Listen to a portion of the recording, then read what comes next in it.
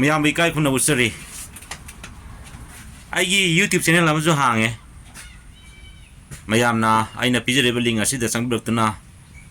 ai bu nungsi jaba murubang sing aigi supporter sing na hari be channel asida subscribe to birtuna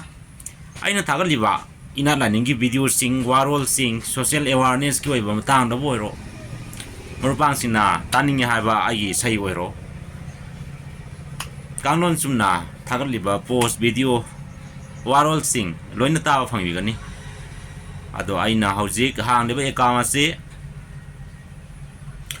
Eikhoigee hourakpham kangleipak haiba ai account je masida ina laningi warol ayama sandoye social gi oiro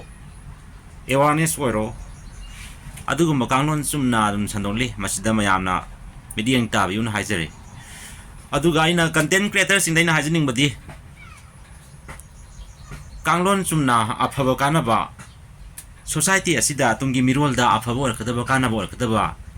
adumaina kanglon sumna posting video sing thagatuna Eikhoigee Eikhoigee proof Eikhoigee kangleipak se afaba mo helase na ina haijiningi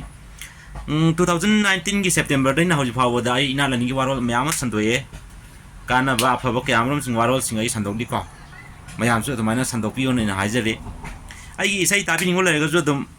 ai YouTube channel dum lakpiro ina laningi warol oiro Eikhoigee tha train thoi gi matang da boiro Eikhoigee mitai proof gi matang da boiro slider ki matang da boiro matang gi oiba adum ba ipa ipusina thambiram ba puyagi wari singje ai adum aseng ba sumba mayam da lejeriba mayam na jumi yeng tabiyo na haijari yai phare